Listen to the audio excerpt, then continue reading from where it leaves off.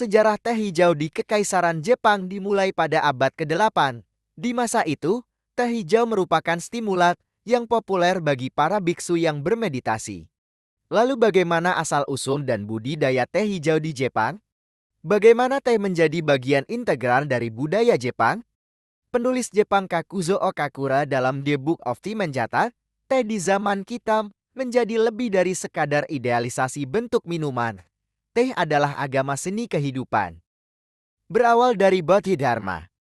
Dalam tradisi Tiongkok dan Jepang, penemuan teh cha dikaitkan dengan orang bijak India abad ke-5 sampai 6 Daruma Bodhidharma. Ia adalah pendiri Buddhisme Chen. Daruma menyebarkan doktrin barunya dan mendirikan kuil Shaolin di Tiongkok Timur Shorinji bagi orang Jepang. Di sana ia bermeditasi sambil duduk menghadap tembok selama 9 tahun. Pada akhir periode itu, kakinya makin lemah dan diambang mencapai pencerahan, dia tertidur. Marah karena melewatkan langkah terakhir ini, dia merobek kelopak matanya dan melemparkannya ke tanah. Dari sini tumbuh semau, tanaman teh. Singkat cerita, teh pun mulai menjadi salah satu minuman di Tiongkok. Caranya dengan menambahkan air panas ke daun muda, ujung daun, dan kuncup daun semak cemara Camellia sinensis. Semak ini berasal dari perbukitan di barat daya Tiongkok dan timur laut India. Pada periode awal ini, teh dibuat dengan cara merebus batu bata teh yang difermentasi dan sering ditambahkan garam. Teh menjadi populer di kalangan biksu Buddhazi karena dianggap membantu meditasi dan mencegah mereka tertidur. Kandungan kafein dalam teh, meski lebih sedikit dibandingkan kopi, menjadikan minuman ini sebagai stimulan ringan. Teh dianggap memiliki khasiat obat, bahkan mungkin membantu umur panjang seseorang. Pengujian menunjukkan bahwa tanin antioksidan dalam teh dapat memperkuat sistem kekebalan tubuh. Bagi sebagian orang, teh dianggap sebagai obat pereda mabuk, obat melemahnya penglihatan, dan bahkan obat rematit. Teh diperkenalkan ke Kekaisaran Jepang pada abad ke-8 melalui para biksu, pedagang, dan diplomat yang berkunjung. Selain itu, para biksu Jepang mengunjungi Tiongkok dan membawa kembali praktik budaya seperti minum teh. Salah satu biksu tersebut adalah Saicho, pendiri Buddhisme Tendai yang membawa benih teh ke Jepang sekitar tahun 805. Ia menanamnya di Eisan. Penyebutan teh paling awal dalam literatur Jepang berasal dari Nihon Koki yang ditulis pada tahun 840. Di sini Kaisar Saga digambarkan mengunjungi kuil Bonshaku dan minum semangkuk teh yang disajikan oleh biksu Eichu. Terkesan dengan minumannya, Saga sempat membudidayakan tanaman teh di beberapa daerah di Jepang bagian barat. Konsumsi teh benar-benar melonjak di Kekaisaran Jepang sekitar tahun 1190 ketika didukung oleh biksu terkenal Issei. Ia adalah pendiri aliran Buddha Rinzai-shin di Jepang. Pada tahun 1214, Issei bahkan menulis sebuah buku yang memuji manfaat teh. Buku tersebut diberi judul Minum Teh dan Memperpanjang Hidup Kisayojoki. Masyarakat awam kini bisa membeli teh dari pedagang kaki lima. Penjual pertama yang disebutkan dalam literatur muncul dalam sebuah karya bertanggal tahun 1403. Penjual teh biasanya menjual teh di pasar jalanan, di pinggir jalan, dan di luar kuil. Para pedagang akan memuji bisnisnya dengan berseru, "Ipuku isen." Seruan itu berarti satu mangku untuk satu keping koin. Karena teh hijau bisa terasa pahit, teh pada periode abad pertengahan biasanya dibuat dengan menumbuk daunnya, lalu membuat bola dengan amazura pemanis yang terbuat dari anggur atau jahe yang kemudian diseduh dengan air panas. Teh, karena harganya yang mahal, juga menjadi populer di kalangan bangsawan di Kekaisaran Jepang abad pertengahan. Ketenangan minum teh sangat menarik selama periode Sengoku yang penuh gejolak. Kedai teh menjadi tempat istirahat dan minum teh menjadi sangat populer di kalangan prajurit samurai. Tulis Mark Cartwright di laman World History Encyclopedia. Pada abad ke-16, tanaman ini ditanam di seluruh Kekaisaran Jepang. Toko-toko menjualnya di kota besar, kecil, dan desa. Hampir semua masyarakat Jepang meminum teh, mulai dari petani rendahan hingga pejabat tinggi pemerintah.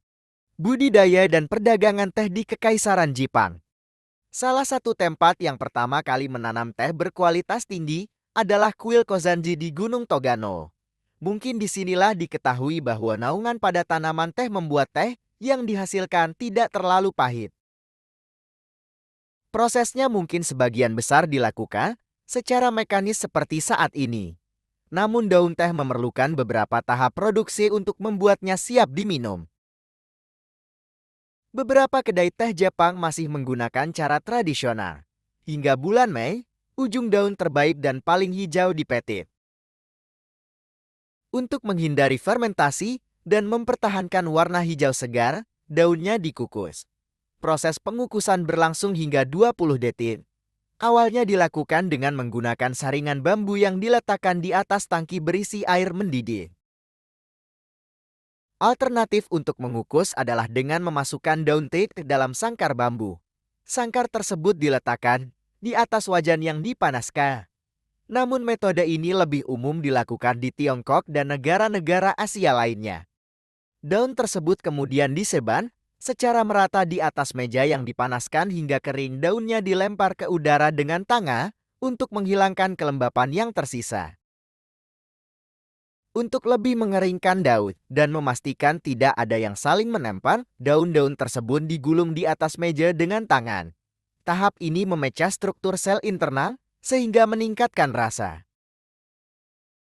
Setelah ini, daunnya harus benar-benar kering dan berbentuk seperti jarum. Daun kemudian dipanggang dalam oven untuk menghilangkan kelembapan sebanyak mungkin, sehingga memperpanjang umur simpannya. Untuk matcha, teh hijau terbaik di Jepang, daunnya juga disortir untuk menghilangkan kotoran, urat daun, dan batang. Lalu dicincang, disaring, dan diangin-anginkan kembali. Daun-daun tersebut kemudian disimpan dan hanya digiling dalam lasung batu hingga menghasilkan bubuk yang sangat halus saat akan dikonsumsi. Seiring dengan meningkatnya produksi, teh menjadi sumber pendapatan pajak sejak abad ke-13. Cartwright menambahkan, tidak lagi hanya dikonsumsi oleh mereka yang menanamnya, teh menjadi bisnis besar dan menjadikan bagian integral dari budaya Jepang. Pada tahun-tahun terakhir abad ke-16, para pedagang Portugis dan Belanda mulai menunjukkan minat terhadap teh. Minuman tersebut diperkenalkan ke Eropa sekitar tahun 1607. Budidaya teh menyebar ke koloni-koloni Eropa, terutama India. Jepang, yang lebih memilih untuk tetap tertutup sepanjang sejarahnya, akhirnya berusaha berdagang dengan Eropa. Pedagang teh Jepang pertama yang mencari peluang baru di luar negeri adalah seorang wanita, Kihura. Ia mengekspor 6 ton teh ke Arab, Inggris, dan Amerika Serikat pada tahun 1853. Teh terus ditanam dengan sukses pada abad ke-19. Sejarawan Will berpendapat bahwa surplus pertanian produksi teh merupakan karena berkontribusi terhadap industrialisasi Jepang. Manfaat kesehatan dan efek stimulan dari teh menjadi kunci penting tenaga kerja yang sehat untuk bekerja di pabrik. Pada tahun 1875, para petani teh mulai tertarik pada metode baru yang digunakan di perkebunan di India. Motokichi Tada mengunjungi Darjeeling dan membawa kembali ide mesin baru dan pabrik teh untuk penanaman kembali di Jepang. Teh telah menjadi minuman yang mendunia. Teh tetap populer di kalangan petani Jepang di abad ke-21, sekitar 80.000 ton teh diproduksi setiap tahunnya.